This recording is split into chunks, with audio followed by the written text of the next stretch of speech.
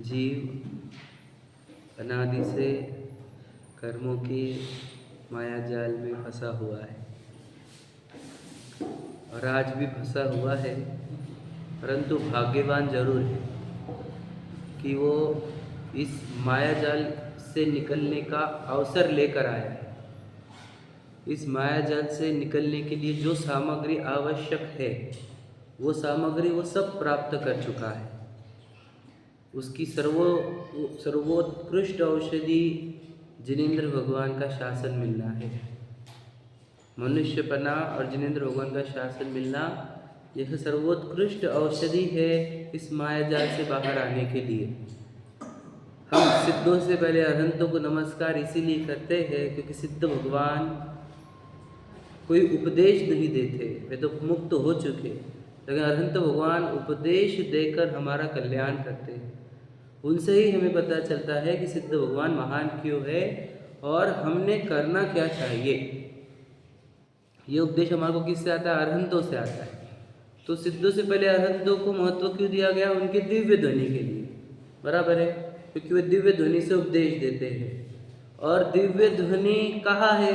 आप साक्षात समूह शरण में तो है नहीं, तो समूह शरण में कही गई वाणी ये जिनवाणी में अंकित है। यही वो औषधि है जिससे आप इस माया जाल से बाहर आ सकते हो। इसका जो सेवन करेगा उसकी बीमारी दूर होगी ही होगी, समझे क्या नहीं? जो इसका सेवन नहीं करेगा वो बीमार ही रहेगा। ये प्रकृति का नियम है, समझे क्या नहीं? हम बोलते हैं मिथ्यात्म नाश वेको का मीनिंग यही होता है, भ्रम का नाश कराने वाली, समझ रहे क्या नहीं?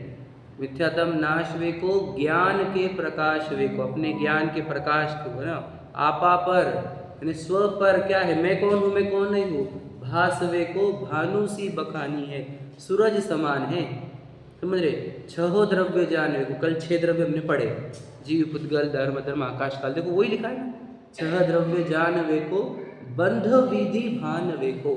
बंध विधि मतलब क्या? बंधन किस विधि से होता है वो भान कराने वाली, समझ रहे?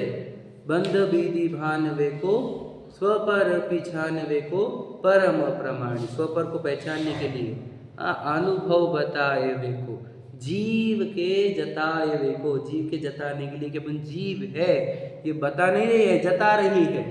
बताना और जताना समझेगा नहीं? क्या पढ़ा? जताने के लिए अनुभव बता रही है, हाँ ना?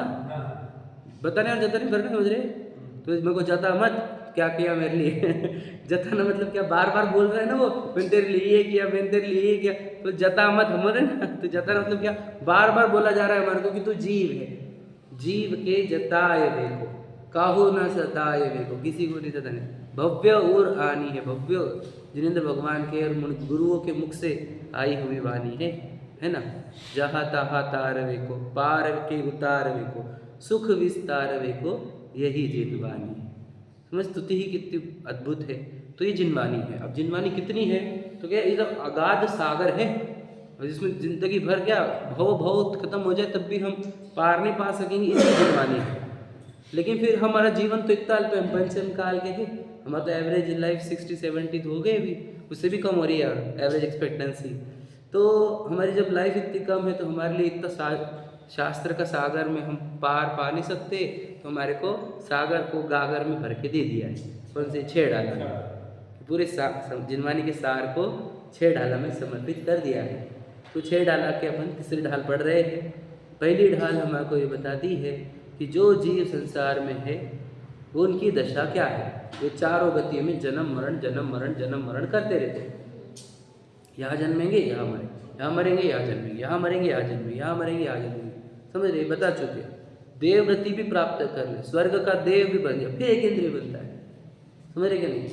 कौन सा भी एक्टर हो जाए, एक्ट्रेस हो जाए, सुपरस्टार हो जाए, पॉलिटिशियन हो जाए, इंद्र हो जाए, सौधर्म इंद्र हो जाए, सबको सब कर्मों के ही जेल में है। कर्म उसको जन्म मरण कराता है। तो ये सब पहली ढाल बताती है कि सभी जीव जन्म मरण कर रहे हैं, मतलब संसार में है, कर्मों के बोलो जेल में है, समझे कि नहीं? तो कर्मों के जेल में सुखी होने का तो प्रश्न ही नहीं उठता, जेल में सुखी कैसे, समझे कि नहीं? तो पहली ढाल बता दी सभी जीव संसार में है, दूसरी ढाल बता दी है संसार में भ्रमता क्यों है, तो मिथ्या दर्शन, मिथ्या ज्ञान और मिथ्या चारित्र, अर्थात उल्टी मान्यता, उल्टा ज्ञान और उल्टा आचरण, है ना। उल्टी मान्यता के कारण संसार में है, उल्टे ज्ञान के कारण संसार में है और उल्टे आचरण के कारण संसार में है। तो ये क्या रहता है उसका वर्णन अपन कर चुके। अब तीसरी ढाल पढ़ रहे हैं, तो अब बाहर आने का उपाय क्या है, तो सम्यक दर्शन ज्ञान चारित्र ही उपाय है। अर्थात क्या, सच्ची मान्यता, सच्चा ज्ञान और सच्चा आचरण। समझ रहे, तो सच्ची मान्यता, सच्चा ज्ञान, सच्चा आचरण को ही रत्नत्रय कहते हैं, सम्यक दर्शन ज्ञान चारित्र कहते हैं। यही मोक्ष का मार्ग है, यही सुखी होने का मार्ग है, दूसरा कोई उपाय नहीं है। समझ रहे कि नहीं, सम्यक दर्शन ज्ञान चारित्र ही मोक्ष मार्ग है। समझे, सम्यक दर्शन, सम्यक ज्ञान, सम्यक चारित्र ही मोक्ष का मार्ग है, मुक्ति का मार्ग है। समझ रहे, तो ये सम्यक दर्शन ज्ञान चारित्र का अर्थ क्या होता है, इसके दो प्रकार है, निश्चय व्यवहार। जिसकी लेवल अप है उसको हम निश्चय रत्नत्रय बताएंगे, जिसकी लेवल डाउन है उसको व्यवहार रत्नत्रय बताया जाता है। निश्चय रत्नत्रय यह है कि स्वयं को पहचानो कि अपन है कौन, अपने को पहचानना ये निश्चय सम्यक दर्शन है, अपने आप को जानना ये निश्चय सम्यक ज्ञान है, और अपने आप में लीन होना यह निश्चय सम्यक चारित्र है। ठीक है, लेकिन जिसको ये समझता नहीं कि अपन कौन है, अपन क्या है, तो उसको कहते तो एक काम कर, तू व्यवहार रत्नत्रय कर। व्यवहार रत्नत्रय क्या मतलब, व्यवहार से सम्यक दर्शन कर।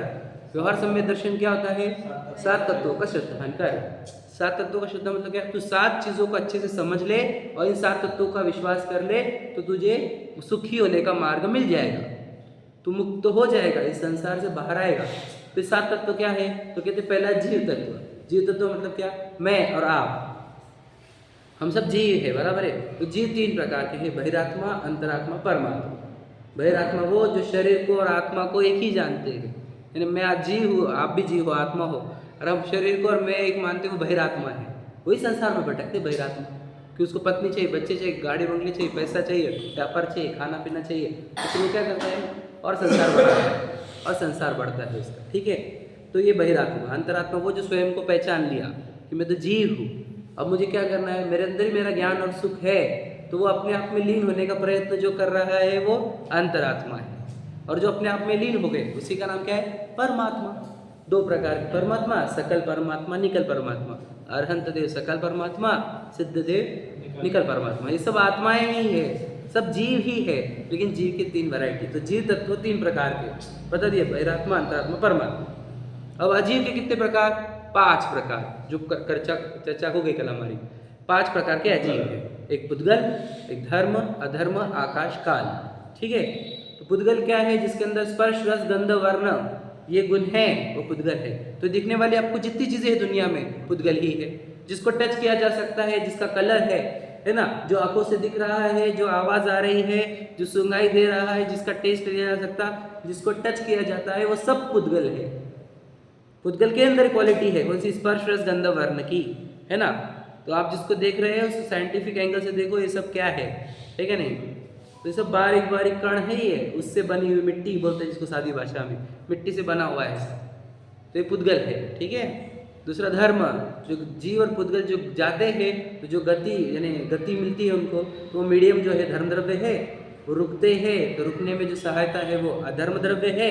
ये जगह जो है स्पेस, वो आकाश द्रव्य है, और ये जो टाइम चेंज हो रहा है वो काल द्रव्य है। ये बता चुके अपन कल, है ना। इसमें ये धर्म बोले तो जीव और पुद्गल साथ में चल रहे, मतलब वैसा नहीं, जीव को अगर चलना है तो भी धर्म द्रव्य मीडियम बनेगा, पुद्गल को चलना है तो भी मीडियम यूज होगा ना, तो धर्म द्रव्य का यूज होगा। मतलब क्या होगा, मतलब जैसे पानी, मछली को इधर से उधर जाना है तो किस वे से जाएंगी, वो पानी के बीच में से, तो जैसे वो उसके लिए मीडियम यूज हो रहा है पानी का मछली के लिए, वैसे ही हम भी एक मीडियम यूज कर रहे हैं। अब वो दिखता नहीं ना आंखों से, हमने बताया ना अरूपी है वो अगर धर्म द्रव्य नहीं होता तो अपन यहाँ से वहां नहीं जा सकते। आकाश के एक एरिया में अपन है, अभी एक एरिया से हम दूसरे एरिया में जा रहे हैं, तो कोई मीडियम यूज किया है हमने, जिसको पार करते हुए हम उधर जा रहे हैं, समझे क्या नहीं, उसी का नाम आकाश द्रव्य, धर्म द्रव्य। पहली बार सुना ना आपने, इसलिए आपको थोड़ा कठिन जाएगा ये, लेकिन है ऐसा ही समझ लीजिए। वो फर्स्ट लॉ ऑफ इनर्शिया में बैठता है। हाँ, अधर्म द्रव्य वो इनर्शिया आ जाएगा, मतलब गाड़ी एक जगह रुकी है, हाँ, तो वो इनर्शिया की वजह से रुकी है, बराबर, उसका अनबैलेंस फोर्स नहीं है, बराबर है, और चल भी रही है, हाँ, अनबैलेंस फोर्स नहीं है इसलिए चल रही है, बराबर है। तो वही धर्म द्रव्य, अधर्म द्रव्य। समझ रहे कि नहीं?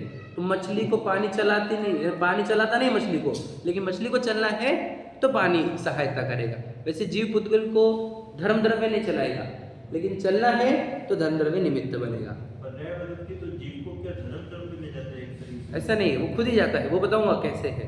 ठीक है, तो ये हो गया धर्म धर्म। आकाश, ये जगह जिसकी है वो आकाश, और काल जो टाइम चेंज हो रहा है वो काल। तो ये सब क्या है? अजीव है। अजीव का अर्थ क्या? ये मैं नहीं हूँ। जीव अर्थात कौन? ये मैं हूँ। अजीव अर्थात क्या? मैं नहीं हूँ। तो ये 7 तत्वों में 2 चीजें क्या है? सिंपल हमारे को बताने वाली ये कि आप है कौन और आप है कौन नहीं। समझे कि नहीं? एक मैं हूँ और एक मैं नहीं हूँ। एक तरफ मेरा राम है और एक तरफ पूरा ग्राम है। ग्राम मतलब गाँव। समझे कि नहीं? तो ये बाकी पूरा गाँव है, समझे कि नहीं? और एक तरफ मेरा राम है, मैं हूँ, समझे कि नहीं? तो जीव यानी मैं चेतन, और ये बाकी शरीर मिट्टी का, वो घर गाड़ी बंगले परिवार आदि मिट्टी, सब संयोग, धर्म धर्म आकाश काल, स्पेस टाइम, गति स्थिति और मिट्टी, ये सब मेरा है ही नहीं।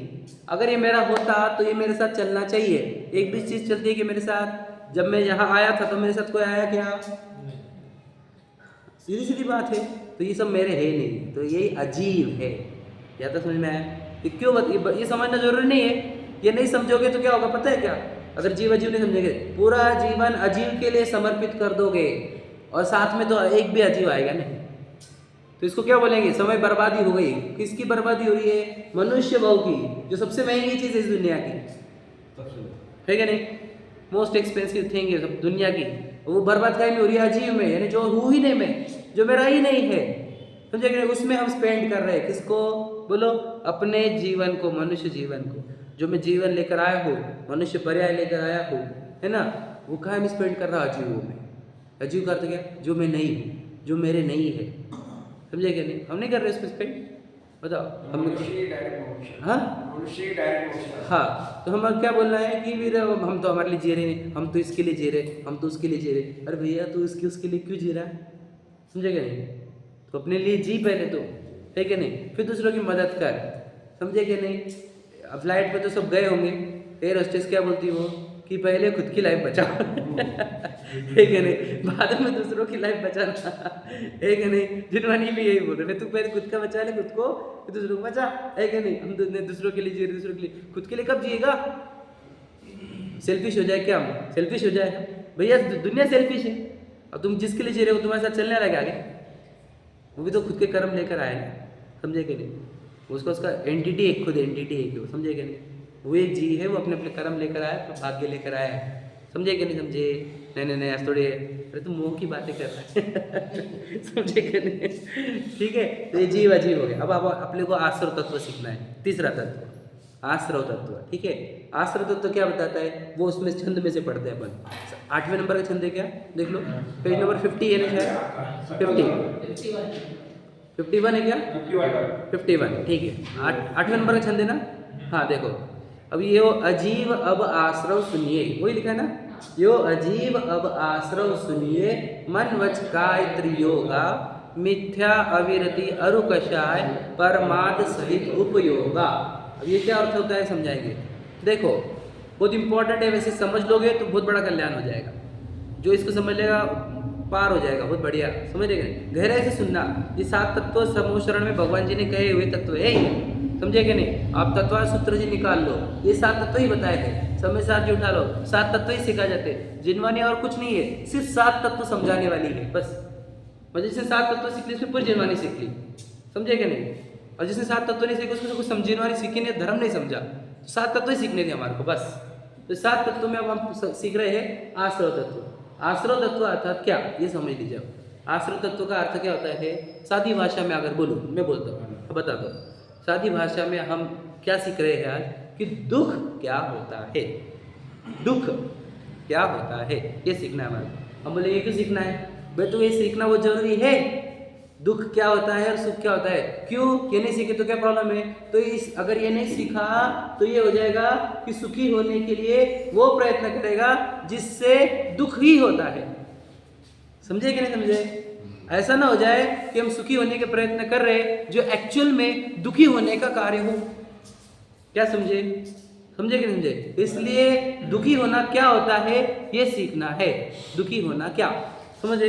तो दुख का अर्थ क्या होता है वो समझते। देखो ध्यान से सुनना, मैं समझाता हूँ दुखी होना अर्थात क्या। तो देखो दुनिया में एक भी सिचुएशन दुख नहीं है। ध्यान से सुनना क्या बोल रहा हूँ, बहुत गहरी बात है, इंपॉर्टेंट बात है। दुनिया में एक भी सिचुएशन, एक भी गति दुख नहीं है। ये क्या बोल रहे हो आप?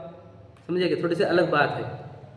वो कैसी बातें कर रहे हैं, हम तो इतनी सिचुएशन से डरते, हम तो गतियों से डरते, हम तो गरीबी से डरते, दरिद्रता से डरते, रोग से डरते। तुम बोल रहे कि सिचुएशन में दुख नहीं है। हाँ, कोई भी सिचुएशन, कोई भी गति, दरिद्रता, रोग दुख नहीं है। फिर दुख क्या है? इस सिचुएशन में इन्वॉल्व हो जाना दुख है। क्या समझे? समझे? सिद्धांत सीखना ये महान सिद्धांत है जिन धर्म का। सागर भैया ध्यान से सुनना, क्या बोला? सिचुएशन दुख नहीं है, सिचुएशन में इन्वॉल्व होना वही दुख है। समझे कि नहीं? मतलब क्या, मैं बताता हूँ कि सिचुएशन आई और इस सिचुएशन में लगा अरे वाह बढ़िया, तो समझ लो दुख स्टार्ट हो गया। इसको बोलते हैं राग। अच्छा लगना वो राग है। और सिचुएशन आई और लगा अरे ये क्या हो गया, तो ये हो गया द्वेष, तो हो गया दुख। समझे क्या नहीं? और ये अच्छा बुरा क्यों लग रहा है? ऐसा लग रहा है कि सिचुएशन मेरे साथ हुई, ये हो गया मोह। इसका अर्थ ये 3 जगह दुख है। ये सिचुएशन जो आई है ये लगना ये मेरी सिचुएशन है, ये मोह है। और ये अच्छी लगना ये राग है। ये सिचुएशन बुरी लगना द्वेष है। तो आप बोलेंगे कि सिचुएशन जब अच्छी लग रही तब थोड़ी दुख होता है, तब भी दुख होता है कि सिचुएशन अच्छी लगी तो अब डर चालू हो जाएगा क्या, कि ये दूर ना हो जाए, छूट ना जाए, ये बनी रहे। समझे कि नहीं समझे? तो दुख बना है कि नहीं? वहाँ पर भी दुख बना हुआ है। सिचुएशन बुरी लगी तो जा क्यों नहीं रही, जा क्यों नहीं रही, जा क्यों नहीं रही, जा क्यों नहीं, समझे क्या? वहाँ पर भी दुख है। तो ये अच्छी बुरी क्यों लग रही है? क्योंकि मोह है कि ये सिचुएशन मेरे साथ हो रही है। तो अब बोलेंगे कि सिचुएशन मेरे साथ नहीं हो रही क्या? हाँ, आपके साथ नहीं हो रही। याद रखना, ये सिचुएशन किसके साथ हो रही है? पुद्गल के साथ, शरीर के साथ हो रही है। समझे क्या नहीं? वो माँ बाप, पत्नी, बच्चे, घर, बंगला, सक्सेस, फेलियर, निंदा, प्रशंसा, रोग, निरोगता, वो तो शरीर की है ना। ये तो आपका है ही नहीं, जहाँ देह अपनी नहीं। क्लियर बोला है हमने। खाली हाथ आया है, खाली हाथ जाएगा, है ना? है क्या नहीं? मिट्टी है ना, ये तो मिट्टी होती कि नहीं, राख बनती कि नहीं? यहाँ पे तुम बहुत बड़े एक्टर एक्ट्रेस बन गए, नाम कमाया, राख ही हो गई ना उसकी पूरी। जो नाम कमाया, पैसा कमाया, उसकी राख हुई ना। समझ रहे क्या नहीं? तो ये तो राख है एक्चुअल में। याद रखना, ये बाद में राख होने वाली है, अभी राख है, अभी भी राख है ये, लेकिन उसका कलर बिलर अभी ऐसा है ना, लग रहा है कि राख नहीं है। याद रखना, है तो वो रॉ मटेरियल कौन सा, राख वाला ही है ना, है क्या नहीं? जिसका भविष्य मिट्टी हो उसका पास भी तो मिट्टी है क्या नहीं? तो कहना क्या है, ये सिचुएशन आपके साथ हुई नहीं है, ये बॉडी के साथ हो रही है। अब बोलेंगे बॉडी साथ सिचुएशन क्यों हो रही? क्योंकि इसने जब भाव किए थे पूर्व में, समझे? पूर्व में जो भाव किए थे वैसे कर्म बंधे, अंदर कर्म आया, द्रव्य कर्म, और द्रव्य कर्म ने ये सिचुएशन लाई, नो कर्म, बराबर है। तो दुख कहाँ है? सिचुएशन में नहीं है। सिचुएशन तो कर्म ला कर रखेगा, उसका काम ही है अलग अलग सिचुएशन क्रिएट करना, है ना? कभी बोलते ना कि भाई कभी खुशी कभी गम, ये प्रसंग कौन लाता है? कर्म ही लाते हैं। देख लेना, आप अच्छा टाइम चलता है तो सब अच्छा होता है, बुरा टाइम आता है सब बुरा होता है। तो ये कौन चेंज करता है? हमें लगता है ये करा वो करा, कोई नहीं चेंज करता, कर्म चेंज करता है। समझे कि नहीं? उदय होता है। तो कहना ये है कि सिचुएशन में सुख दुख है क्या? नहीं है। सिचुएशन में इन्वॉल्व हो गए दुखी, सिचुएशन से दूर रहे सुखी, इतना सिंपल है। तो सिचुएशन में इन्वॉल्व होना इसी को कहते हैं मोह राग द्वेष। मोह राग द्वेष कोई दूसरा भाव है कैसा है, उसी का और भाव है आश्रव। समझे क्या नहीं? आश्रव, समझे? ध्यान से समझाना।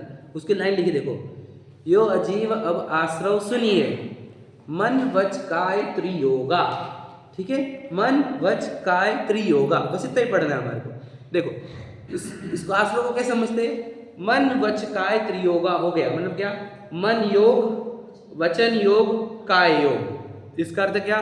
मन में हलचल हुई, समझ में? योग का अर्थ होता है हिलना, हिलना डुलना, और इसको और टेक्निकल भाषा में बोलूं तो कंपन। मन में कंपन हुआ, भूकंप बोलते हैं ना वैसा कंपन।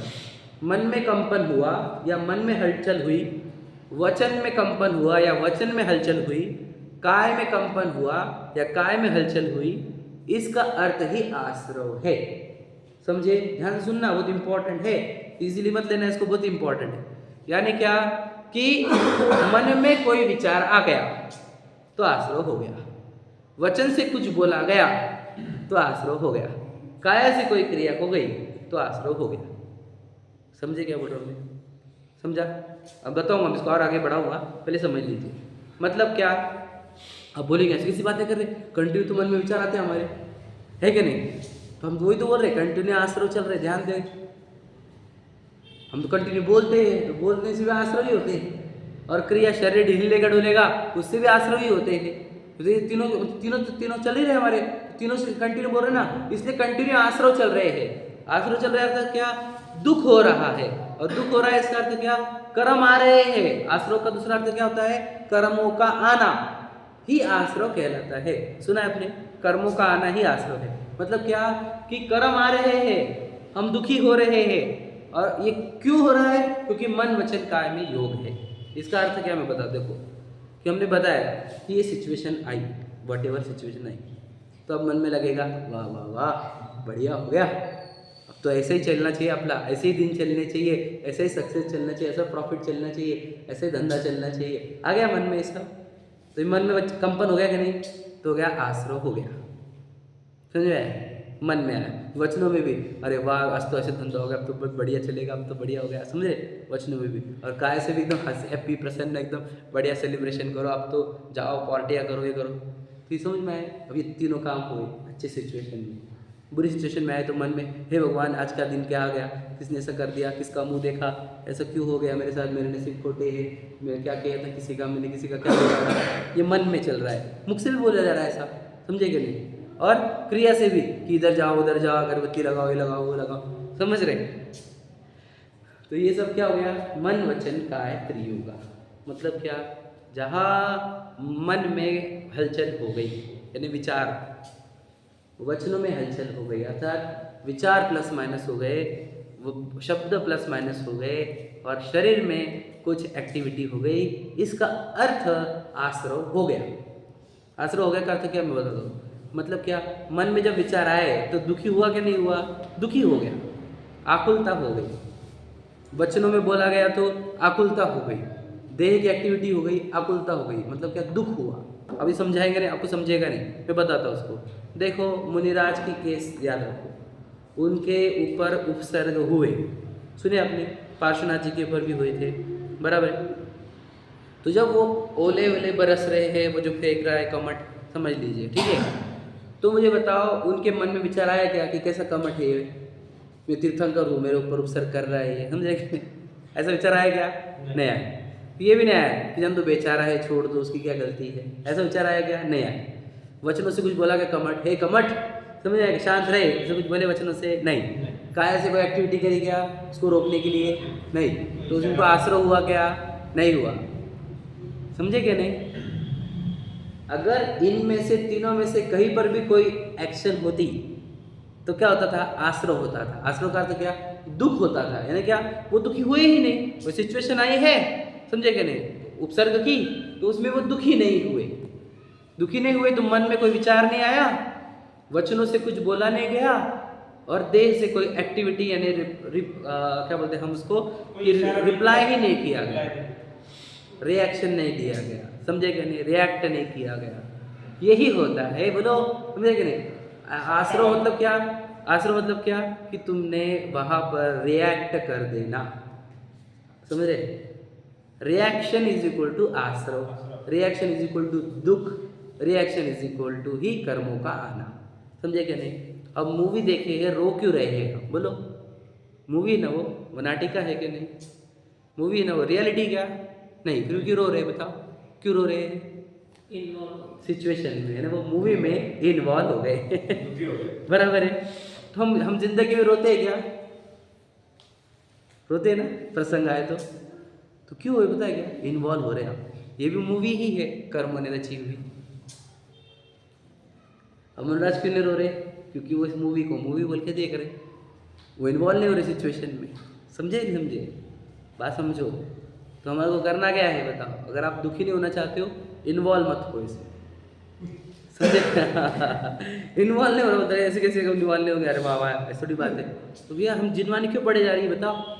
मैंने आपको नाग दमड़ी का एग्जाम्पल दिया था, नाग दमड़ी सुनाया था ना मैंने कि नाग रहता है ना, नाग सब बताया था, मैं भूल गया होंगे आप, कि उस डसता तो मरता है, कोई भी अच्छे प्राणी मर जाते हैं, मनुष्य मर जाता है ना, तो वो उससे लड़ता कौन है, एक अकेला कौन, हाँ नेवला मुंगूस, समझेगा नहीं, और वो लड़ता है, दोनों लड़ते हैं, लेकिन वो नेवला मरता नहीं, क्यों नहीं मरता, क्योंकि हाँ हाँ बताया था ना हमने उसको, उसको वो पेड़ पता है एक जिसका नाम है नाग दमड़ी, उसका वो फूल का वो स्मेल कर लेता है या पत्तों का स्मेल ले लेता है, तो जब तक वो स्मेल रहेगी तब तक नाग कितना भी डसे उसका रस असर करता नहीं, नाग दमड़ी, समझेगा नहीं, तो वो उधर क्या करता है, वो सूंघ कर आता है और फिर इससे भिड़ जाता है, समझ में भिड़ता है उसको, तो वो डसता है, उसको कुछ असर नहीं पड़ता, वो नाग भी परेशान है, उसको असर क्यों नहीं पड़ रहा अपना समझेगा नहीं, तो वो क्यों नहीं पड़ रहा उसको, क्योंकि नाग दमड़ी सुन के आया है। अब लड़ाई बहुत देर चल गई और इसकी वो स्मेल कम हो गई तो इसको असर होने लग जाता है, घूमने लग जाता है, तो फिर भागता है वो, समझे क्या, वो जाता है और सूंघ के आता है। और वो नाग दमड़ी कहाँ है कि किसी को पता नहीं है, वो सिर्फ ट्रेस कौन कर सकता है, वही नेवला।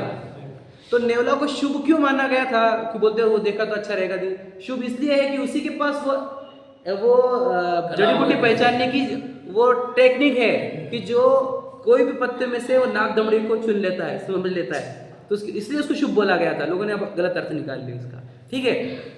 तो वो सूंघ कर आता है और उस सांप से भिड़ जाता है और फाड़ देता है सांप को, समझे कि नहीं। वैसा ही सेम कर्मों का सांप हमारे को डस रहा है, इसको समझा वही बता, समझ रहे क्या नहीं, कर्मों का सांप डस रहा है हमारे को, डस डस डस डस, कब से डस रहा है, अनंत काल से, समझे कि नहीं। तो उस मुंगूस शुभ क्यों है, उससे सीखो नाग दमड़ी पहचानना, इसलिए शुभ था वो, समझे कि नहीं।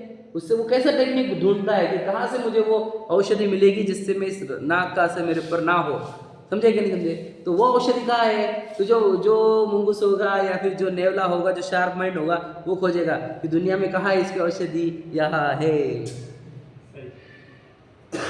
फिर वो ये सूंघता है, यानी क्या, तत्वों को अपने अंदर चिंतन लेता है और जाता है कर्मों के इसमें, जा डस, समझ में आएगा। फिर वो सिचुएशन में लॉसेस लाएगा, नुकसान लाएगा, बदनामी लाएगा, रोग लाएगा, है ना, सिचुएशन वर्स्ट टू वर्स्ट लाएगा।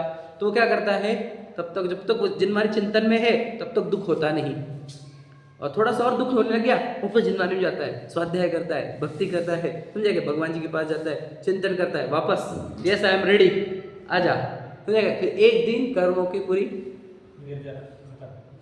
समझेगा, वही मुनिराज होते हैं हमारे, समझेगा नहीं समझे, जो कर्मों को पूरा कर्मों के सांप को, समझ रहे नहीं, कर्म के शत्रु को पूरा छिंद भिंद कर देते हैं। ये हिंसा के एंगल से मत लेना इसको, बोलना ये है क्या नहीं, क्या कि कर्मों को नाश करने के लिए नाग दमड़ी है।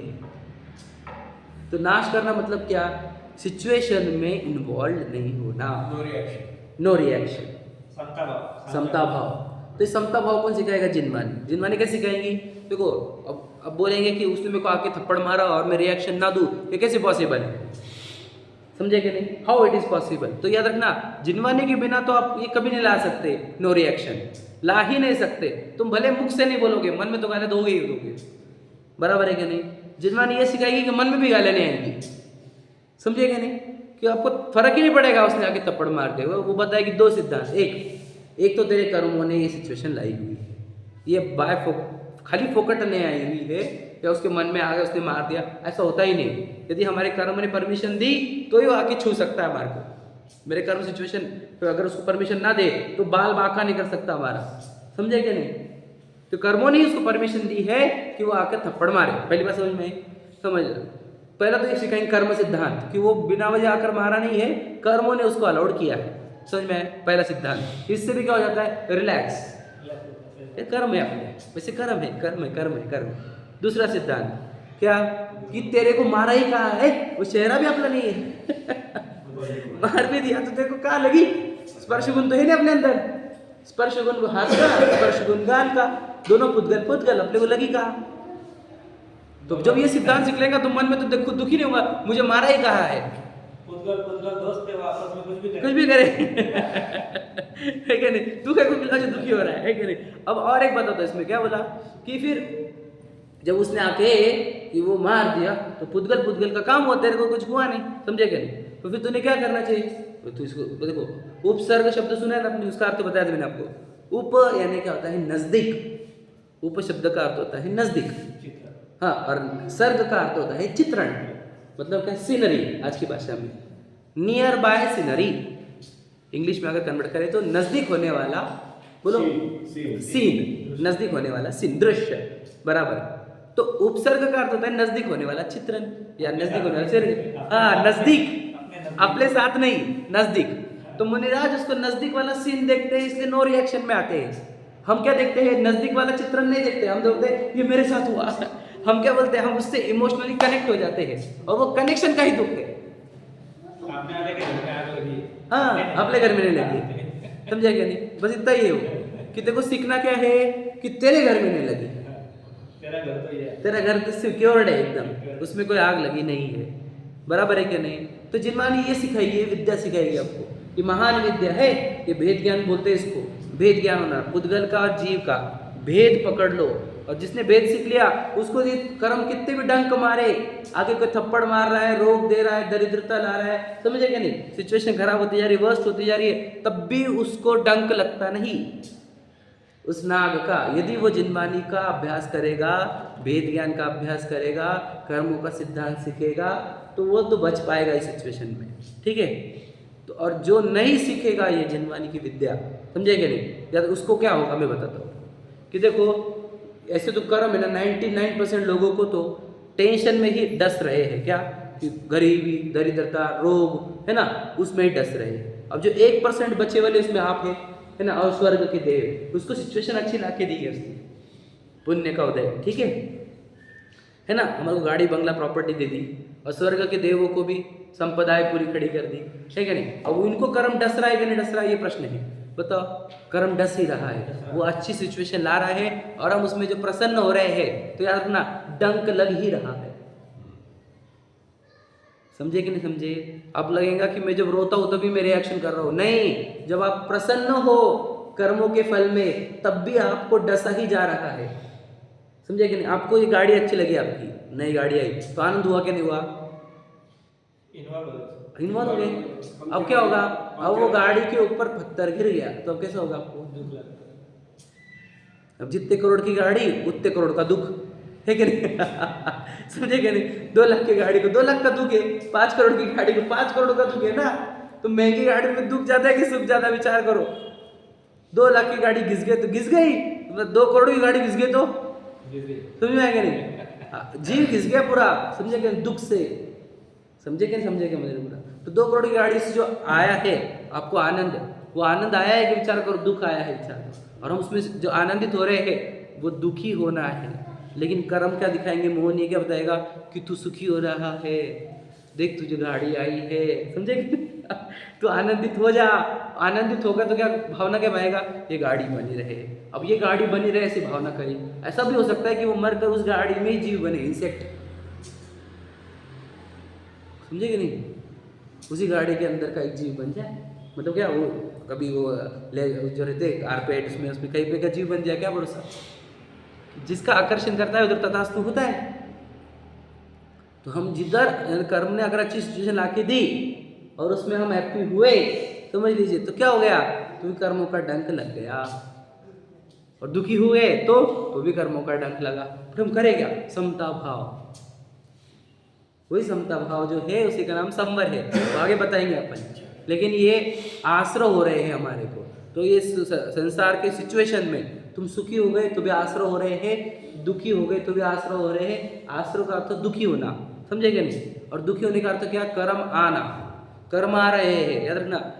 जब भी हम संसार में सुखी दुखी होंगे कर्म बंध रहे हैं हमारे, और कर्म आ रहे हैं। अब क्या होगा, अब वापस चारों गतियाँ खुली हो जाएगी, अब वापस तुझे निगोद जाना पड़ेगा और तुझे अनंत काल लगेगा संसार में। डेंजर है कि कर्म चोर चहु और इस आश्रय तत्व वो 12 भावना है ना, उसमें आश्रय तत्व की भावना है 7वें नंबर की, वो यही है कि मोहनिंद के जोर जगवासी घूमे सदा, कर्म चोर चहु और, सर्वस लूटे सुध नहीं। सर्वस लूटे समझ रहे डंक, और इसको सुध भी नहीं है, समझे कि नहीं। ये आश्रय तत्व संबंधी भावना है वहाँ पर 12 भावना में, समझ रहे। तो क्या बोल रहे समझ रहे कि दुख कहाँ है, तो कह रहे जहाँ सिचुएशन में इन्वॉल्व होना। तो सिचुएशन में इन्वॉल्व होना कैसे चेक करेंगे अपन, मन में विचार आ गया, सिचुएशन में इन्वॉल्व हो गया, वचनों से कुछ बोला, सिचुएशन में इन्वॉल्व हो गया, काया से कुछ किया रिएक्ट में, तो सिचुएशन में इन्वॉल्व हो गया। यही कहा है, बोलो क्या लिखा है, मन वच काय क्रियोगा लिखा है, पढ़ो। यो अजीव अब आश्रव से लिए मन वच काय क्रियोगा। अब आगे एक एक नाम लिया उसका, उसके वैरायटी बताई है, मिथ्या अविरति अरु कषाय परमाद सहित उपयोगा। अब इसके 5 टाइप के भेद बताए, समझे कि नहीं। उसके 5 टाइप से उसको चेक किया जा सकता है ना। मिथ्यात्व, अविरति, प्रमाद, कषाय, योग। समझ में आए, मिथ्या अविरति अरु कषाय परमाद सहित उपयोगा, समझ में आए। तो मन वचन काय जो है वो योग वाला है, और बाकी 4 में बताऊंगा आपको, मिथ्या अविरति प्रमाद कषाय क्या होती है, ठीक है। थोड़ा समझने के लिए थोड़ा ताकत लगानी पड़ेगी, लेकिन है इंपॉर्टेंट, ठीक है। समझते हैं अपन, उसमें से 1-2 ही लेते, ज़्यादा लेंगे नहीं, है ना, जितना हमारे को समझ में आए। मिथ्या, पहला नाम क्या है, मिथ्यात्व। मतलब क्या कि सबसे ज़्यादा हम सिचुएशन में कब इन्वॉल्व होंगे, जब हम मिथ्यात्व में रहेंगे। अर्थात क्या कि जब हम देह को मैं मानेंगे, जब हम देह को मैं मानेंगे तो समझ लेना हर एक क्षण आपको आश्रय होंगे, और हर एक क्षण आप दुखी होंगे, हर एक क्षण आपको कर्म आएंगे, समझ लीजिए। पहला कारण मिथ्यात्व। इसलिए यदि आप संसार से छूटना चाहते हो तो मिथ्यात्व का नाश करो। मिथ्यात्व का नाश करो अर्थात क्या, स्वयं को पहचानो कि मैं हूँ कौन। बोलेंगे यार मैं तो हूँ, ये तो आप कैसे बोल रहे, मैं खुद को नहीं पहचानता क्या, मैं खुद को नहीं पहचानता क्या, मैं खुद को नहीं पहचानता क्या। हम यही बोल रहे हैं, तू खुद को नहीं पहचानता। बायोडाटा है ना तुम्हारे पास, है कि नहीं बायोडाटा खुद का, बताओ। What is your first name, what is your middle name, what is your last name, बताओ। नाम बताओ अपना, समझ में, बताओ आपका एज बताओ, आपकी बताओ, अब आपका जेंडर बताओ, बताओ आपको है क्या, आपकी पहचान नहीं ना। इसको मिथ्यात्व कहते हैं। और जो जिनवानी नहीं पड़ेगा उसको तो कभी पता ही नहीं चलेगा कि मैं कौन हूँ, बराबर। उसको पता ही नहीं कि मैं कौन हूँ, मैं कौन हूँ, मैं कौन हूँ, वो तो बस इसी भ्रम में जी रहा है कि ये मैं हूँ। डर भी उसको मरने का, मैं मरने का नहीं, गलत, मैं मरने का नहीं, मैं मरने का नहीं, मैं मरने का नहीं, है कि नहीं। तो डर कहाँ से आ रहा है, डर कहाँ से आ रहा है, इसी से आ रहा है। खुद को ये माना है ना, है कि नहीं। अजीव तत्व के प्रति मैं मना मान लिया ना, शरीर को मैं मान लिया, हाँ अजीव तत्व को ही, बराबर है, मिथ्यात्व ही ना। देखो अजीव को जीव माना, समझे कि नहीं। मिथ्यात्व मतलब क्या, उल्टी मान्यता। उल्टी मान्यता का अर्थ क्या, जो जैसा नहीं है वैसा उसको मानना, बराबर है। देखो यानी क्या कि शरीर कैसा है, अजीव है, बराबर है। यानी क्या, वो मैं नहीं हूँ, और उसी को क्या माना जा रहा है, मैं माना जा रहा है। जो क्लियर अजीव है, यानी क्या, जो मैं नहीं हूँ उसी को मैं माना जा रहा है, जो मेरा नहीं है उसको मेरा माना जा रहा है, बराबर है। आपको ये मान्यता, उल्टी मान्यता टूटने के लिए 12 भावना लिखी थी, उनमें लिखा था ना कि वो तो आप अकेला उतरे मरे अकेलो हो, यूं कब इस जीव को साथी सगा न हो। ये मान्यता तोड़ने के लिए था कि नहीं, वो मिथ्या तो तोड़ने के लिए था कि नहीं है। और वो लिखा, जहाँ देह अपनी तहाँ न अपना कोई, घर संपत्ति पर प्रगट है, पर है परिजन लोय। देखो उसमें से जो लिखा है कि जहाँ देह अपनी नहीं करता, क्या मतलब, जो चीज अपने ही एरिया में है वही अपनी नहीं है। तो घर संपत्ति वो तो दूसरे ही एरिया में है, वो अपनी कैसे हो सकती है, समझे कि समझे, समझे कि नहीं। जैसे अपन ने बताया था शरीर और आत्मा कैसे मिला हुआ है, दूध पानी की जैसा, एक ही एरिया में रहते हैं दोनों, बराबर है। तो ये शरीर जो अपने साथ एक ही एरिया में रह रहा है वही अपना नहीं है। जहाँ देह अपनी नहीं तहाँ ना अपनों को है, तो ये मिथ्यात्व ही तोड़ा जा रहा था। सोचो 12 भावना में, अब हम वो समझे ही ना, हम इसे पढ़ते गए। कारपोरेशन के जो गाड़े रहते हैं वो एग्रीमेंट पे रहते, लीज पे 99 साल के, तो उसको अपना समझना बोले तो मिथ्यात्व है, बराबर। उसमें जब तक रह रहे तब तक पता चाहिए कि ये है कारपोरेशन। बराबर यही बात बताई थी मैंने किराए के घर में रह रहे हैं हमारा अपना के पहले 5 छंद में एक तरीके से अजीब तत्व ही समझाया जा रहा है क्या फिर? नहीं, जीव अजीव का भेद ज्ञान ही है। पहले 5 तत्व में जो पूरे समझाया- पहले पाँच देखो, अनित्यता जो बताई है हाँ। वो एक अपेक्षा से अजीव के एंगल से है। वो क्यों बताना चाहते हैं कि ये तेरा नहीं है, हाँ, मतलब समझे कि नहीं? वो जीव अजीव के भेद ज्ञान के लिए ही है सब। हाँ। अशरण, कोई शरण नहीं है तुझे, समझे कि नहीं? क्योंकि उसको अजीव का ही अट्रैक्शन है ना अनंत काल से, इसलिए वो अजीव का अट्रैक्शन तोड़ा जा रहा है उसका। ठीक है, देखो तो क्या कहा, मिथ्यात्व क्या है कि ये मेरा है, ये जो मान रहे हैं हम, ये मिथ्यात्व है। ये मैं हूँ, ये मेरा है, ये जो मान्यता है वो मिथ्यात्व है। इसी को तोड़ा जा रहा है कि नहीं? मिथ्यात्व मतलब क्या कि ये परिवार मेरा नहीं है क्या? तेरा है तो तेरे साथ चलेगा क्या? तू जाएगा तो किसको लेके जा रहा है? कौन आने वाला साथ में? बताओ, आएगा कोई रेडी? बच्चों के लिए हमने ज़िंदगी सौंप दी ना, बच्चों बोल चल मेरे साथ, चलेगा क्या? तो बोले कौन सा परिवार आपका है? बताओ पहली बात। दूसरा, नहीं प्रॉपर्टी मेरी नहीं है क्या? तो प्रॉपर्टी को लेके जा फिर, समझेगा? चलो वो छोड़ो, बॉडी तो मेरी है ना, बॉडी को लेके जा कुछ तो भी लेके जा रहा है क्या? समझे क्या नहीं? तो जब खाली हाथ आया है, खाली हाथ ही जाना है, तो फिर मुझे बताओ कि जिंदगी भर हम किस में जी रहे हैं? भ्रम में। जो अपने नहीं उसको अपना मानना, समझे क्या नहीं? उनको सगा रिश्तेदार मानना, जो अपनी चीज़ नहीं उसकी ओनरशिप मानना, और ये जो अपना है ही नहीं है ना, उसको ही मैं बोलकर जीना, समझे क्या नहीं? तो ये ऐसे जीना सही है? बताओ। तो इसी को कहते हैं मिथ्यात्व में जीना। तो जिन माने नहीं जो पड़ेगा वो मिथ्यात्व में ही रहता है। मिथ्यात्व सबसे बड़ा आश्रय है, उल्टी मान्यता। तो जो जिनवाने नहीं पढ़ेंगे, जो स्वाध्याय नहीं कर रहे, जो आत्मा को नहीं पहचानेंगे, वो तो निरंतर ही कर्मों को बांध रहे हैं, क्योंकि वो उसको मालूम है कि मैं शरीर हूँ, तो मेरे को प्रॉपर्टी चाहिए, मुझे पैसा चाहिए। कौन जा रहा स्वाध्याय को, कौन जा रहा मंदिर में? हमारे पास टाइम नहीं पापा, हमारे को पैसे पानी व्यापार देखेंगे हम कि तुम्हारी बातें करेंगे समझेगा नहीं? एक लाइन लिखी है पूजा की लाइन में, बतला को, भोंदू धन हित अग करे, अग से धन नहीं होए, धर्म करत धन पाइए, मन वचकार जानो सोए। ऐसे कुछ लाइन है, वो परफेक्शन में नहीं पता। फिर देखो क्या लिखा है कि भोंदू धन हित अग करे, मतलब क्या? भोंदू जो है वो धन के लिए पाप करता है, समझ रहे? और धन अग से धन नहीं होए, कि पाप से तो धन मिलता नहीं। धर्म करत धन पाइए, धर्म करने वाले को धन की कमी नहीं, समझे क्या नहीं? है ना? अरे ऐसा ही मन वचन काय लगना चाहिए। मतलब क्या कि जो धन है, हमारे को टाइम नहीं, हमारे को टाइम नहीं, तो टाइम किधर लाल रहा है तेरा? किधर जाता टाइम? तेरे को भगवान जी के लिए समय नहीं है, समझ में? अब तू जितनी मेहनत कर रहा है, पैसे बहुत ला रहा है क्या? तू बता, फिर अंबानी क्यों नहीं बना तू? मेहनत तो फुल कर रहा है ना, कमी तो छोड़ी नहीं तूने, कमी भगवान जी को छोड़ दिया है क्या नहीं? तो फिर तू बहुत मेहनत कर रहा है ना दिन रात, फिर अंबानी क्यों नहीं बनता? नहीं, उसको नसीब लगता। नसीब कहाँ से बनता है? पुण्य से बनता है ना। पुण्य कर, धर्म जय जिनेंद्र भगवान के दर्शन कर, है ना, गुरु की उपासना कर, स्वाध्याय कर, संयम कर, तब दान कर। ये तो कुछ कर नहीं रहा, समझे कि नहीं? तो क्यों नहीं करता वो? बोलो उसका मिथ्यात्व है इसके अंदर। मिथ्यात्व का अर्थ क्या? कह रहे नहीं भाई ये सब मेरा है, मुझे बढ़ाना है, मुझे बढ़ाना है, मुझे बढ़ाना है। बढ़ा के कितना बढ़ाएगा? लेकर कितना जाएगा? हमने बताया दिन बाद, कंपटीशन काहे की चल रही है? छोड़ के जाने की है कि नहीं? कौन कितना ज़्यादा छोड़कर जाता है, ऐसी कैसी कंपटीशन लगे तुमने और हम भी भाग रहे उसके अंदर, है कि नहीं? मैं भी ज़्यादा छोड़ के जाऊँगा, नहीं मैं ज़्यादा छोड़ के जाऊँगा, नहीं मैं तेरे से ज़्यादा छोड़ के जाऊँगा। अरे तुम क्या बोल रहे हो, समझे कि नहीं? कौन सी कंपटीशन लगे तुमने है ना? मैं ज़्यादा छोड़ के जाऊँगा, मैं उससे ज़्यादा छोड़। अरे छोड़ के जाने की कंपटीशन काहे को लगा है कि नहीं? कंपटीशन लेके मैं लेके जाऊँगा तो क्या लेके जाओ? बताओ, सम्यक तो लेके जाओ, शांति लेके जाओ, है ना, अपना आत्मा लेकर जाओ, वो लेकर जाओ। छोड़ के जाने के क्या? जो छूटना है वो बढ़ाने में क्यों लगा है?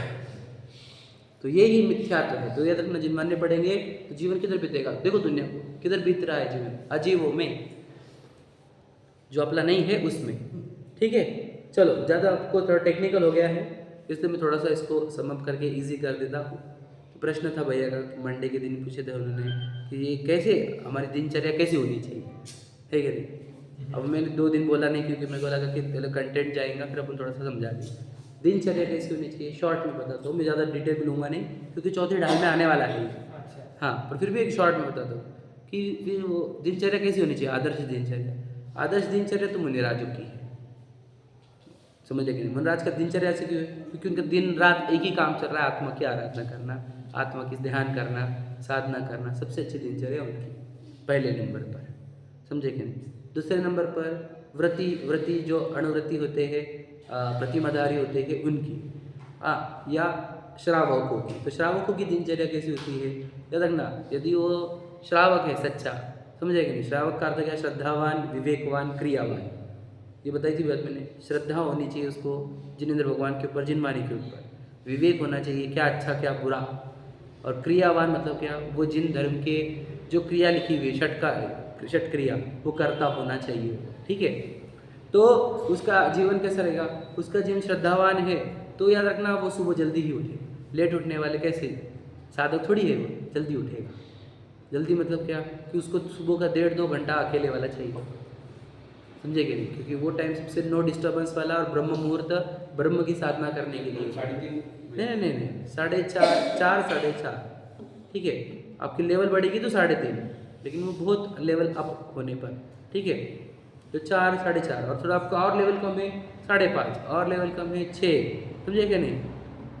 आप अगर 7 होगा आपका तो 6 करो, 8 होगा तो 7 करो, लेकिन लेवल अप करो। ऐसा नहीं तो हम बोलेंगे कि अब 8 भी तुम्हारा डायरेक्ट 4 करोगे तो नहीं होने का है, छोड़ देगा। फिर में आएगा वो तो एक दिन में छूट जाएगा। तो आपका 8 का 7 करो, 7 का 6 करो, 6 का 5 करो, समझे कि नहीं। ऐसा पहले उठना जल्दी, है ना। उठने के साथ पहले तो पेट साफ करने वाली बात हो गई, फिर 1-1.5 घंटा स्वयं के साथ अकेले में, सामायिक बोलते हैं जिसको, ठीक है। आपने पढ़ा ना, सर ने सिखाया था सामायिक। हाँ, उसके लिए फिर नहाके या वैसे बिना नहाए, अंधेरे में नहाते नहीं है अपन, पहला नियम याद रखना। अंधेरे में नहाने का अलाउड नहीं है। जी कितने थे अंधेरे में नहाओगे कैसे, पानी छानोगे कैसे, समझे क्या नहीं। तो अलाउड ही नहीं है अंधेरे में कितने नहाना। बजे के बाद नहाना? सूर्योदय के बाद, सूर्योदय के बाद? हाँ अभी फिर सुबह जितने जल्दी अभी सबको आ रहा है। अलाउड ही नहीं ना। तो जो सबको ज्ञान नहीं जिनवानी का, इसलिए वो दिक्कत है वो, समझे क्या नहीं। अंधेरे में अलाउड ही नहीं नहाना, पता है कि नहीं पता है आपको, नहीं पता नहीं पता होगा, पहली बार सुन रहे होगे ना। सूर्योदय टाइमिंग क्या पकड़ना? सूर्योदय का तो न्यूज़पेपर में भी आता है, लेकिन साथ ही चिन्ह ये है सूर्य अप होना चाहिए थोड़ा सा। नहीं, अब मैंने जैसा कि सुबह 6-6:30 बजे भी दिन निकल जाता है, हाँ, तो अगर सूरज आने के बाद क्या? जैसे लाइट वाइट हो जाए, जो ऊपर का स्क्रीन है वो वाइट हो जाए, वहाँ से आप स्टार्ट कर सकते। एक सवेरे सवेरे जैसा आजान भी होती है तो सूर्योदय उदय होने के बाद ही नहीं 5 बजे होती है, नहीं, आपने कभी सुनी नहीं क्या? नहीं बदलते रहते हैं। नहीं ना, अभी 6:15 को उनका जो टाइमिंग जो रहता है, हाँ, जो शाम में जो रहती है और जो सवेरे की सूरज- सूरज के अनुसार है क्या? वैसे ही ओके ओके, अभी 6:10 को हो रही है। ओके ठीक है। तो कहना क्या है कि हम सूर्योदय के पहले तो कोई भी कार्य नहीं कर सकते, पहली बात समझिए। वो टाइम के लिए क्यों ऐसा किया, आप खुद के लिए वो समय, खुद के लिए समय। तुम अकेले में बैठो, खुद का चिंतन करो, मेरा जीवन किधर जा रहा है, मैंने क्या करना चाहिए। वो सूर्योदय हुआ, फिर तुम पानी छान करना, फिर तुम पानी गर्म करना चाहते हो तो गर्म करो, ठंडे से पर छान करेंगे, ठीक है। फिर क्या, फिर तुम स्नान करोगे तो फिर तुम सोले के वस्त्र तुम्हारे घर पे धुले होंगे, तुम्हें खुद के वो पहन कर जाओ मंदिर में, समझे कि नहीं होंगे मंदिर के पहन लो। ये दोनों ऑप्शन है, ठीक है। तुम कितना स्ट्रिक्ट फॉलो कर पाओ तुम्हारे लेवल के ऊपर अनुसार है, लेकिन फिर वो आओ तो मंदिर में आओ तो जिनेंद्र भगवान को स्पर्श करना, प्रक्षाल अभिषेक वगैरह करना, है ना, पूजन करना, और पूजन के बाद स्वाध्याय करना। ये तो रूटीन होता है उसका, समझ रहे क्या। फिर वो स्वाध्याय होने के बाद वो थोड़ी देर और बैठेगा अकेले में, चिंतन करेगा, फिर वो घर के लिए जाएगा। फिर घर जाते वक्त मंदिर के बाहर जो मिलेगा, जो भी साधन मिलेगा, उसको घर पे आमंत्रण करेगा, भोजन के लिए चलो, समझे कि नहीं। कोई नया आ गया व्यक्ति, उसको भोजन के लिए चलो, ठीक है। नहीं तो फिर वो आहार, अगर मुनिराज है तो आहार विधि के प्रोसीजर पड़गाने के लिए खड़ा है, ठीक है। फिर ही बाद में भोजन करेगा। उसका जनरली ऐसा नियम रहता है कि किसी को भोजन कराए, समझे कि नहीं। ये आदर्श है, ये नहीं है आपका। तो आप भोजन के पहले 9 बार नमोकार मंत्र लो, मुनिराजों को याद करो, फिर भोजन, ठीक है। फिर तो तभी भोजन होगा, फिर नाश्ता वास्ते का चक्कर नहीं हमारे पास, ठीक है। फिर भोजन होगा उसका 10, 10:30, 11 ये बजे, फिर वो हो गया। फिर अब क्या करें, अब प्रश्न ये है इसके बाद क्या। तो याद रखना आपकी लेवल क्या है। अगर आपकी लेवल अप है तो आप तो स्वाध्याय करेंगे, समझे कि नहीं। स्वाध्याय करेंगे, प्रासुकता से भोजन आदि के लिए कार्य करेंगे, नहीं तो स्वाध्याय करेंगे। तो अब बोले दिन में स्वाध्याय कैसे चलेगा, समझ रहे कि नहीं? हम बोलते ठीक है तुम्हारी लेवल नहीं है तो फिर एक काम करो, न्याय नीति की आजीविका करो। अगर आपके पास फंड्स का इशू है, पैसे की इशू है, आपकी गृहस्थी काम किए बिना नहीं चलती, तो आपको काम करना पड़ेगा, नहीं तो आपके परिणाम बिगड़ेंगे, विचार बिगड़ेंगे। तो आपको न्याय नीति की आजीविका करनी थी। मतलब क्या कि आप आपके लिए धन के अर्जन के लिए काम कर सकते हो, लेकिन वो उसी के लिए है जिसके खुद के गए बिना कमाया नहीं जा सकता, उसी के लिए है कि वो जाए। अगर आपको बताऊंगा मैं कोटेशंस, तो ये लिखा है कि अगर तेरे लिए शाम की रोटी है तो आज काम को मत जाना, ऐसे लिखा हुआ है। समझ लीजिए, ये भी लेवल लिखी हुई, आपकी उतनी लेवल है क्या नहीं वो आप जानो, लेकिन ये लिखा क्लियर बताओ, झूठ नहीं बोल रहा हूँ आपको, सच्चाई है। आज का दिन जिनमानी पढ़ने में डालना, क्यों आज के दिन रात लास्ट रहा तो क्या कर लेंगे, समझे कि नहीं? तो ये भी लिखा हुआ है। हम ये नहीं बोल रहे कि आप इतना पूरा छोड़ दो, लेकिन आप क्या करो फिर आप बोलेंगे कि यार इतना थोड़ी पॉसिबल। तो एक काम करो ना, आप चले जाओ, देखो आपकी जितनी लेवल है वो जानो, लेकिन जीवन तो अल्प है, याद रखना। और वहाँ पर जाओगे तो क्या होगा, कषाय ही होगी और धंधा चले और चले और चले और चले, आप आश्रय भी होंगे, आत्मा को भूल ही जाएंगे ना हम तो, धन याद रहेगा तो, समझेंगे नहीं? तो इसलिए तो फिर तुम क्या करो, जब आप कम से कम समय जाओ, मतलब क्या गए आप 11-12 बजे, 4-5 बजे तक निकलो, समझ में आएगा? बोलेंगे ऐसे इतने 4 घंटे में जुड़े तो कुछ धंधे पानी, समझेगा नहीं? हमारे को तो रात को 9 बज रहे, तो बेटा 9 बजे जब करेगा तो हेल्थ भी खराब करेगा तेरी, तो आके 9 बजे 10 बजे खाना खाएगा, हेल्थ कैसी होंगी तेरी, हेल्थ भी जाएंगी पूरी तरीके से, और भगवान देव शास्त्र सब दूर, और आत्मा तो कौसो दूर, वो तो चलेगा ही नहीं। तो 4-5 बजे चौविहार या आपला ब्याड़ो वो करने की है ना। फिर उसके बाद फिर सामायिक है ना, लेडीज़ लोगों के लिए तो 12 बजे भी सामायिक कर सकते हैं अभी दोपहर का, समझे क्या नहीं? क्योंकि मैं जेंट्स के एंगल से ही बोला अभी तक, तो लेडीज़ एंगल बोला ही नहीं, तो बोलना ही है कि दोपहर का भी सामायिक होता है 12 बजे बाद, मतलब क्या 3 संधि काल की सामायिक का है, समझे कि नहीं? एक सुबह, रात से सुबह हो रहा है तब एक संधि काल है, संधि काल मतलब जुड़ना, रात और सूरज सुबह जुड़ रहे हैं ना सुबह, वो एक संधि काल है। फिर दोपहर, सुबह और दोपहर जुड़ रही है, वो दोपहर का संधि काल है, और शाम और रात जुड़ रही है, वो शाम का संधि काल है। ऐसे 3 संधि काल समझ रहे? हाँ, वो 6-12 सीधे 6 घंटे का गैप है वो, है ना। तो वो तीनों टाइम पे सामायिक कर सकते हैं अगर आप कितनी लेवल है। प्रतिक्रमण सामायिक में प्रतिक्रमण आता ही है, मतलब क्या हम अपने दोषों को गिनते हैं और मैंने क्या करना चाहिए आगे, मैंने कैसे जीना चाहिए, मुझे दुख क्यों होता है, उसको कैसे छोड़ूं, मैं सुख कैसे होऊंगा, मेरे कहाँ मोह राग द्वेष हो रहे हैं, ऐसा चिंतन करना अपने प्रति। और बताया भी है, सर ने बताया होगा आपको, मेनली उसके अंदर क्या चलना चाहिए, सेल्फ एनालिसिस। सामायिक क्या होता है, खुद के प्रति जानना जागना, है ना, कि मेरा जीवन किधर जा रहा है, ये वाला। फिर ये सामायिक हुआ, फिर क्या करेंगे, तो फिर आप भक्ति में आएंगे, यस, आरती वगैरह जो करते होंगे आप वो करेंगे, ठीक है। फिर स्वाध्याय करेंगे, तो बोलेंगे तुम दिन भर स्वाध्याय से जोड़ रहे हैं, हम बाकी धंधे नहीं करेंगे। तो बाकी जितना भी करता है उसके कर्म बनते हैं, वो अपने है कहा, वो प्रॉपर्टी अपने नहीं, वो बच्चे अपने नहीं, उसमें उलझोगे तो खत्म हो जाओगे। मनुष्य वो उसके लिए मिला क्या? अगर तुझे समझ लो कमाने के लिए ही तू जन्मा होता तो जैनों में थोड़ी आता, फिर तू अजैनों में जाता, जैनों में खा के ले आया, समझेगा नहीं? तुझे जिनेंद्र भगवान मिले क्यों है, वो नग्न भगवान जी क्यों मिले तुझे, दिगंबर भगवान जी क्यों मिले, दिगंबर मुनिराज क्यों मिले तुझे, ये सिखाने के लिए कि पैसे कमा। तू दिगंबर नहीं हो सकता है ना, तो घर में रह के साधना कर ले, समझेगा नहीं?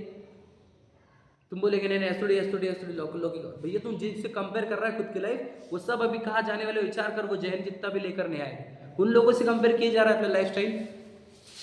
अब ये लाइफस्टाइल बुरी है कि नहीं, हेल्थी लाइफस्टाइल है ये, पूरी विकृत है। अब पहले के लोग ऐसे थे क्या, ऐसे जीते थे सुबह से लेकर रात तक कमाने को? साधारण गाँव की जिंदगी भूल गए क्या अपनी 50 साल पुरानी? ऐसे थे, स्ट्रेस में जीते थे वो, 0 स्ट्रेस में जीते थे वो। आज पूरा स्ट्रेसफुल लाइफ हो गई हमारी। ये लाइफस्टाइल अच्छी है क्या? समझेगा नहीं? पहले के लोग कमाते कम थे लेकिन एकदम शांति से, समझेगा नहीं? समझे, बहुत अच्छे से रहते थे वो, परिवार वगैरह सब वैल्यूज अच्छी थी, संस्कृति अच्छी थी। अब बिगड़ते जा रहे सब तरफ से, तो ये लाइफस्टाइल तो अच्छी है ही नहीं। तो फिर आप इसमें बचना चाहते हो तो फिर मैंने बता दिया आपको कि ये शेड्यूल फॉलो करो आप, तो आप बचोगे। फिर आप बोलोगे यार फिर वो हम दुकानदारी का हमारा कैसा, तो अभी न्याय नीति से करो। वहाँ पे कैसे रहने का भैया याद रखो, सामने वाला कस्टमर है उसको जीव देखो, उसको लूटो मत, उसके साथ अच्छे से व्यवहार करो, वो सुखी होगा, ऐसे ही देखो। वो एम्प्लॉय से भी उसको भी जीव देखो, घर पे बाई लोग हैं उनको भी जीव देखो, समझे क्या नहीं? तो ये देख फिर तेरा धर्म चलता रहेगा वहाँ पर भी, दुकान पर भी, समझे क्या नहीं? तो तू छूटेगा नहीं तो इससे, समझेगा नहीं? तो ये इस टाइप से आपने, और फिर पानी छानना क्यों? तो उसमें जीव देखेगा तो तेरा धर्म झाड़ते हुए जीव देखेगा तो तेरा धर्म जीवित है, समझे कि नहीं? बात करते वक्त सोच सोच के बोलेगा तो सामने लोग जीव है समझ के बोलेगा तो धर्म जीवित है ना? ऐसा जीना चाहिए, ये ऐसी लाइफ स्टाइल होनी चाहिए।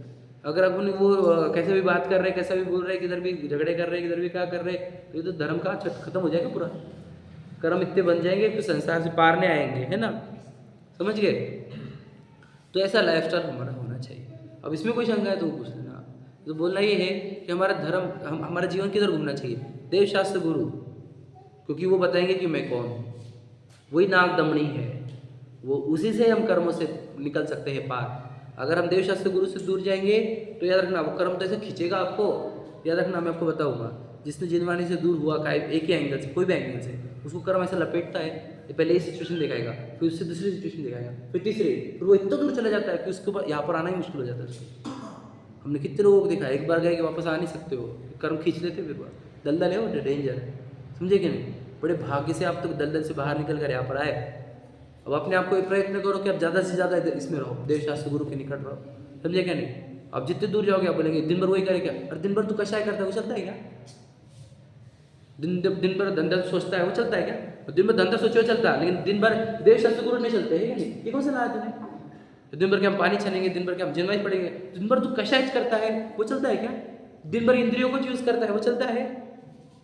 चीज देखी मैंने, जैसे अपन पानी छानते हैं ना, अगर ये सोच के मतलब छानों में काम करना है तो थोड़ा सा लोड ज़्यादा लगता है, और ऐसा सोचो कि भैया जीवों की रक्षा करनी है पॉजिटिविटी तो अच्छा लगता है। कि देखो फीलिंग्स के अगर कंडीशन देखा जाए तो सिंपैथी फीलिंग या एम्पैथी फीलिंग ये जो होती है वो पॉजिटिव फीलिंग में आती है, समझे क्या नहीं? आप फीलिंग्स की भी स्टडी करो तो साइंटिफिक है, तुम्हारे भाव सुधरेंगे इससे। तुम बचा रहे ना, किसी की जान बचाए तो अंदर से बहुत अच्छा फील होगा तुम्हारे को, समझे क्या? तो बर्डन मत पकड़ो, समझे कि नहीं? ये तो अच्छे काम है। तो कहना क्या था हमारे को कि तुम ये बोलोगे कि दिन भर यही करेगा, दिन भर यही करेगा, तो दिन भर करता क्या है? क्या करता है दिन भर? बहुत बड़ा काम करता है तू, दिन भर तो कशा ही करता है, दिन भर संसार बांधता है, कर्म भरता है, आश्रम बनता है, समझे कि नहीं? तो दिन भर वो करता है, वो चलता है, फिर ये नहीं चलता है, दिन भर यही करेगा, दिन भर यही करेगा। व्यवस्था तो ये है कि वो रात में सोने की व्यवस्था है तो उसमें भी करता है, फिर उसमें भी करता है, फिर रात भर सोता है वो, रात भर कशाय का करता है, सर कल की प्लानिंग, ये हो जाएगा, वो हो जाएगा, ये करना है, वो करना है, उसी में सोता है, सोचते सोचते सपने में भी वही देखता है। फिर इसलिए हमारे बच्चों को ये दिनचर्या नाम का चैप्टर सिखाया था, उसमें रात को भी सोते से पहले आपने आत्मा परमात्मा का चिंतन करके सोना चाहिए, सुबह उठते ही वापस परमात्मा का चिंतन करना चाहिए, दिन में कब कब नमकार मंत्र लेना चाहिए, ये बताया हमने। अब आपको बोलना ये है कि रात को भी याद रखना, फिर आप तो अगर मोबाइल देखकर सोओगे तो कैसे होगा तुम्हारा? तो हम इसे शास्त्र का अभ्यास करके, चिंतन करके, रात को सामायिक पाठ या आलोचना पाठ या अपने प्रतिक्रमण का पाठ बोलकर सोते हैं, सबको क्षमा करके, सबको क्षमा मांग कर सोते हैं, समझे गए? तो कैसी नींद आएगी? पीसफुल नींद आएगी, अच्छी नींद आएगी, समझे कि नहीं समझे? तो ये ऐसे हमारे दिनचर्या होनी चाहिए। हमें अब ये शरीर के लिए हेल्दी है कि नहीं? शरीर के लिए भी हेल्दी, क्योंकि तुमने 11 बजे खाया, 5 बजे खाया, अब बॉडी 5 से लेकर कल सुबह 10 बजे तक 17 घंटे उसके अंदर फूड डाला नहीं है, तो वो डाइजेशन की उसकी शक्ति बची है, वो पूरी बॉडी हील कर देगी। बताया था मैंने आपको, वो हीलिंग करती पूरी बॉडी को, एक बात। दूसरा शरीर के एंगल से, और मानसिक एंगल से, और तुम दिन भर कषाय से बचे हो तो तुम्हारी मानसिक हेल्थ भी अच्छी रहेगी, तो ये तुम्हारे मेंटल हेल्थ के लिए भी अच्छा है, समझे क्या नहीं? और आत्मा की हेल्थ के एंगल से तो सबसे अच्छा यही है। तो बता, सभी एंगल से जब अच्छा है तो ये लाइफस्टाइल क्यों नहीं अपना रहे हम? बस हम क्या हो गया, हम जिनवानी से दूर होने से हमारे को ये सब ऑड लग रहा है, लेकिन जो जिनवानी में है वो सब ऐसे ही जीते थे, और पूर्वजों को देख लो ऐसे जीते थे वो। तो 12 आवर्स वर्किंग, 8 आवर्स वर्किंग, ये थोड़ी जीवन था हमारा। अगर वो रहते तो इतने जीते नहीं थे 100 साल, है कि नहीं? हम इतने जल्दी क्यों मर रहे, इतना काम कर ले रहे ना समझ रहे कि नहीं? अपने लिए तो कोरोना अच्छा है। हाँ, उसने तो बताया आपको कि रियलिटी क्या है, पर लोग उतने दिन रियलिटी जाने और वापस वैसे की जैसे थे बस। कोरोना में जिनवानी के नजदीक थे वो। बस घर पे स्वाध्याय सब बैठ के कर रहे थे। कितने लोग यही करते थे। बाद में वापस जैसे कि तैसे हो गए लोग, समझे कि नहीं। अब आया था जो समझदार थे वो समझदार हो गए, बाकी तो बस वैसे। इसलिए तो अब ये समझो टिकाई के लिए है, ये अपने लिए है, या सुखी होने का मार्ग है। इसी से आश्रमों से दूर, तो ये लाइफस्टाइल कैसी आश्रमों से दूर जाने वाली है। इससे बंधन कम होंगे आपको।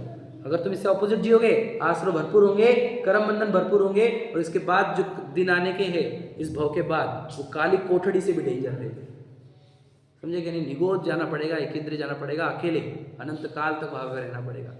छोटा नहीं है वो, बहुत डेंजर है, समझे क्या नहीं। इसलिए यही जिनवानी के पास रहो, अभ्यास करो, स्वयं की चिंतन करो, है ना। सामायिक करना, स्वाध्याय करना, सब जीवों में, है ना, सभी जो आसपास के लोग हैं, छोटे जीव, उनको जीव देखना, अपने जैसा जीव देखना, यही जीवन होना चाहिए। किसी को बुरा करो मत, किसी का बुरा करो मत, सोचो मत, है कि नहीं। यही जीवन होना चाहिए। इससे हमारे को भी सुख मिलता है और हमारे आसपास के लोगों को भी सुख मिलता है। कोई अगर हमारे को सता भी रहा है तो माफ़ करो, आ गया गुस्सा तुरंत छोड़ दो, है कि नहीं। जान दो भाई, जिसका उसका वो जाने, ठीक है। हम किसी को दुखाए नहीं, हमारी तरफ से तो कोई दुखे नहीं, है ना। कोई दुखा रहा है तो दुखाए को, हमारे कर्म क्यों दे, दोनों है, वेद ज्ञान करो, है ना। सिचुएशन में इन्वॉल्व मत हो, दुख से बचो, ठीक है नहीं। स्वयं को दुख से बचो और दूसरों को भी दुख से बचाओ, तो इतना शॉर्ट है ना। बोलो। जैसे स्नान करके मंदिर जाते हैं, वैसे मुख शुद्धि। हाँ, मुख शुद्धि का इतना इशू है नहीं। देखो आजकल डॉक्टर से बोल रहे हैं कि रात को ब्रश करना ज़्यादा इंपॉर्टेंट है दिन के ब्रश से, पता है आपको, क्योंकि रात भर जम सड़ते हैं इधर, समझे कि नहीं।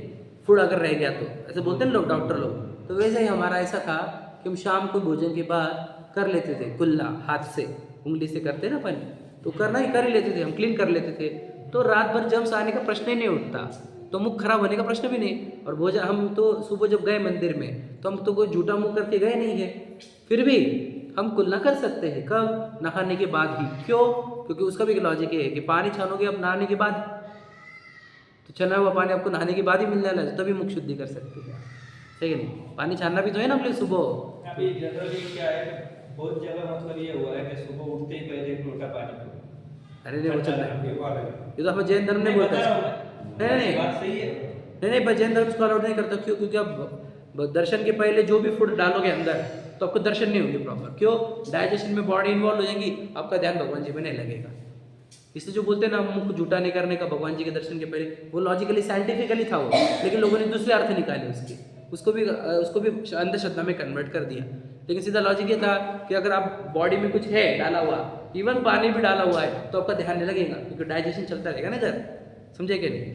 तो उसको आपको खाली पेट गए तो आपको एकदम प्योर आपका कॉन्सेंट्रेशन होगा, समझ में आ रहा है। तो वो भी साइंटिफिक है हमारा। बोलो। लास्ट क्वेश्चन, मौन कौन से जगह जरूरी है, मतलब उसकी लिस्ट आई है वैसे, सीधी सीधी बात वो है, मौन की बोल रहे ना, जहाँ जरूरी है वहाँ पे बात करो, बाकी तब मौन रहो बस, नहीं सिंपल। नहीं वैसा नहीं, जैसे हाँ नहीं, जैसे कोई जो है ना, मतलब शुद्धि के लिए गया हुआ है, वहाँ से भी बात करते हैं बाहर के लोगों से, हाँ, बात ना रहे अंदर से भी बात करेंगे, तो मतलब ये सही है या नहीं? तुम बताओ, लॉजिकली बताओ। अब ये देखो लोगों ने कैसे अलग अलग अंदर श्रद्धा डाली होगी, मुझे पता नहीं। लॉजिकली तो ये बात है कि बाथरूम्स और टॉयलेट्स में फुल ऑफ जम्स रहता है, जम्स। कितने जम्स रहते हैं वहाँ पे, करोड़ों। तुम बोलोगे, मुख भी खोलोगे तो जाएंगे अंदर, समझे क्या नहीं। तो जम्स वाली जगह है वहाँ पर, तुम बोलोगे पहली बात। दूसरा, कि अब वो तो तुम्हारी लेवल अप होगी तो ये कर सकते हैं आप। बाथरूम के जो वस्त्र है, टॉयलेट के वस्त्र, वो अगर तुमने वो लेकर तुम किचन मत जाओ, तुम वो लेके रूम में मत जाओ, पूरे जम से भरे हुए कपड़े हो। पहले लोग है ना टॉयलेट गए तो पहले कपड़े नहाते थे, साड़ियाँ चेंज करते थे, ड्रेस चेंज करते थे। आजकल तो सब बिगड़ गया। अब जम्स तुम लेकर जा रहे हो किचन में, और बीमारियाँ नहीं होंगी तो क्या होंगी। पहले का जो सोडा था वो एकदम सिंपल लॉजिक था उसका, कि वो डिसइंफेक्टिंग और हाइजीनिक एंगल से था। हाइजीनिक धोते क्यों थे इतने बार, 10-10 बार धो रहे। उसका लॉजिक ये था कि एक भी जम्स हमारे फूड के थ्रू हमारे बॉडी में ना चला जाए, समझे कि नहीं। और फिर वो बॉडी निरोगी रहेगी तो हम धर्म कर पाएंगे। कितना साइंटिफिक था। लेकिन लोग बाद में लोग क्या करने लगे, साइंटिफिक लॉजिक समझे नहीं, वो आड़ा टेढ़ा करने लगे। लोगों को लगा यार पांचट पर आई, समझे कि है कि नहीं। तुम्हारे पांचट सवड़े तुम्हारे सब फालतू की, है कि नहीं। और लॉजिक तो समझ नहीं रहे लोग, है कि नहीं। लॉजिक तो ये था उसके अंदर, डिसइंफेक्टिंग, समझे कि नहीं? कि बाहर से आए बाद कपड़े बदलो क्यों? क्योंकि पूरी जम्स अट्रैक्ट हुए ना बॉडी पर, समझे कि नहीं? तो ये जम्स पूरे अंदर जा रहे हैं ना, तो फिर ये जम्स हटा के तुमने कपड़े बदल के किचन में जाओ। तुम्हारे को तो ये कपड़ों में तुम ऑपरेशन थिएटर में जा सकते क्या? क्यों नहीं जाने देते तुम्हारे को? अरे वाह, बिल्कुल नहीं जाने देंगे। क्यों? एक एक चीज़ उसके डिस्टिल वाटर में है ना, उसके अंदर स्टरलाइज्ड। क्यों? एक भी जम्स नहीं जाना चाहिए अंदर। आप समझ रहे हैं कि नहीं? जो वो डॉक्टर इतना फॉलो कर रहा है, आप भी समझ लो, आप क्यों नहीं कर रहे फॉलो? समझे कि नहीं समझे?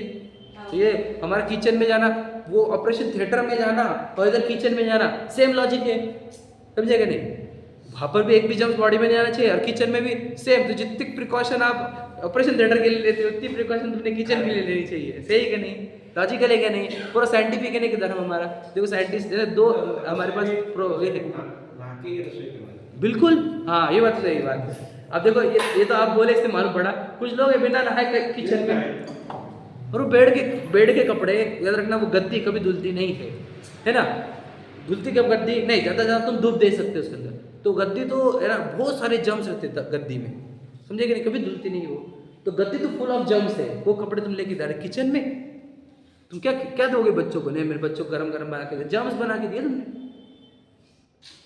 ओके, समझे कि नहीं? तो कपड़े हाँ तुमने बनाने वाले भी काफी वो तो बोल रहा हूँ। फिर मैं आपको ये वस्त्र चलेंगे नहीं, बेड के वस्त्र, समझे कि नहीं? ये बेड के वस्त्र तो वहीं पर धुले हुए स्वच्छ वस्त्र से पहनकर ही आप किचन में जाओगे। तो किचन की हाइजीनिटी फॉलो करना क्यों जरूरी है बोलो? इसलिए क्योंकि जम्स ना जाए।